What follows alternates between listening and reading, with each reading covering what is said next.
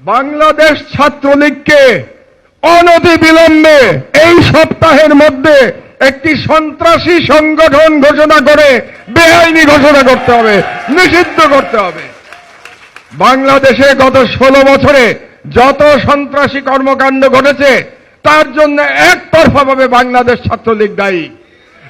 এই যে ছাত্র জনতার বিপ্লবে হাজার হাজার ছেলে মেয়েকে হত্যা করা হয়েছে, আবু সাইদকে হত্যা করা হয়েছে, মুগ্ধকে হত্যা করা হয়েছে, এই হত্যাকারীর মধ্যে পুলিশ ছিল এবং ছাত্রলীগের গুন্ডা বাহিনী ছিল।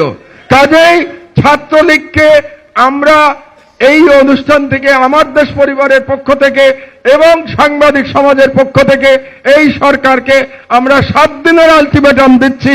7 দিনের মধ্যে ছাত্রলীগকে সন্ত্রাসী সংগঠন করে নিষিদ্ধ ঘোষণা করতে হবে, অন্যথায় আমি সাংবাদিক সমাজকে মাঠে সাথে নিয়ে আমরা রাজপথে আন্দোলন শুরু করব এই অ্যাকশন নেওয়ার জন্য। 3 নম্বর, যমুনা সেতুকে শহীদ আবু সাইদ সেতু নামকরণ করতে হবে, যাতে করে যুগের পর যুগ, শতাব্দীর পর শতাব্দী মানুষ যখন যমুনা ব্রিজ দিয়ে পার হবে তারা শহীদ আবু সাইদকে দেখতে পাবে। আর আবু সাইদের সেই প্রসারিত হাতে তার সেই শাহাদাত গ্রহণ বাংলাদেশের তরুণ সমাজকে শত শত বছর ধরে অনুপ্রাণিত করবে। এই জন্য যমুনা ব্রিজকে অনতিবিলম্বে শহীদ আবু সাইদ সেতু ঘোষণা করতে হবে। 4 নম্বর, 2009 সালের পর থেকে ভারতের সাথে যে সকল চুক্তি সম্পাদন করা হয়েছে সেগুলোর প্রতিটি ধারা উপধারা জনসম্মুখে প্রকাশ করতে হবে, ট্রান্সপারেন্সি দেখাতে হবে, জনগণকে জানতে হবে ভারতের সাথে কি কি চুক্তি হয়েছে আমার। 1, 2, এটার সেকেন্ড পার্ট হচ্ছে এগুলো পুনর্বিবেচনার জন্য একটা কমিটি গঠন করতে হবে যেখানে দেশপ্রেমিকরা থাকবে, যেখানে ডক্টর ইফতেখারুজ্জামান এবং ডক্টর দেবপ্রিয়র মতো কোনো ব্যক্তি, ফ্যাসিবাদের কোনো দোসর এবং ভারতীয় হেজেমনির এ দেশীয় কোনো দালাল থাকতে পারবে না।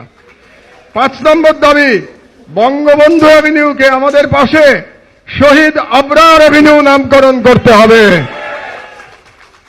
কারণ আপনাদের বুঝতে হবে এই ছাত্র জনতার বিপ্লব শুরু হয়েছে শহীদ আবরারের শাহাদাতের মধ্য দিয়ে। এই ছাত্র জনতার ইন্ডিয়ান হেজেমনি বিরোধী বিপ্লব শুরু হয়েছে। এই বিপ্লবের জন্য তার নাম বঙ্গবন্ধু অ্যাভিনিউ থাকতে পারবে না, এখানে এটা শহীদ আবরার অ্যাভিনিউ করতে হবে। আর শেখ মুজিবুর রহমানকে মনে রাখতে হবে আপনাদেরকে, আপনারা যারা শেখ মুজিবুর রহমান সম্পর্কে এক ধরনের সফটনেস আপনাদের মধ্যে আছে, আপনাদের মনে রাখতে হবে শেখ মুজিবুর রহমান স্বাধীন বাংলাদেশের প্রথম স্বৈরাচারী নেতা এবং শেখ মুজিবুর রহমান ফ্যাসিস্ট শেখ হাসিনার ফ্যাসিবাদের আইকন। একটা ফ্যাসিবাদ উত্তর বাংলাদেশে কোন ফ্যাসিবাদের আইকনের নামে কোন স্থাপনা থাকতে পারবে না।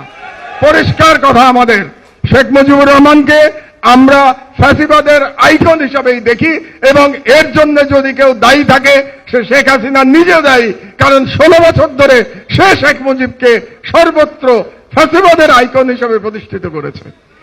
6 নম্বর দাবি, ওয়ার্ল্ড হেলথ অর্গানাইজেশন থেকে ফ্যাসিস্ট হাসিনার কন্যা সাইমা ওয়াজেদ পুতুলের নমিনেশন অনতিবিলম্বে প্রত্যাহার করতে হবে। কারণ এই পুতুলকে নমিনেশন দেয়া হয়েছিল জালিয়াতির মাধ্যমে প্রথমত, আর দ্বিতীয়ত অনেকে বলে থাকেন যে এটা তো ওয়ার্ল্ড হেলথ অর্গানাইজেশনের ব্যাপার, আমরা যদি নমিনেশন উইথড্র করি তাহলেও হয়তো তারা তার পদ থেকে সরাবে না। কিন্তু সেটা ভিন্ন প্রসঙ্গ। ওয়ার্ল্ড হেলথ অর্গানাইজেশন সরাবে কি সরাবে না এটা তাদের ব্যাপার, কিন্তু আপনি সরকার, এই বিপ্লবোত্তর ডক্টর ইউনূসের সরকার, আপনাকে সিগন্যাল দিতে হবে, মেসেজ দিতে হবে। এটাকে আপনাকে মেসেজ হিসাবে ধরতে হবে যে বাংলাদেশ সরকার পুতুলের নমিনেশন WHO তে প্রত্যাহার করে নিয়েছে। এটা হচ্ছে আমার 6 নম্বর দাবি।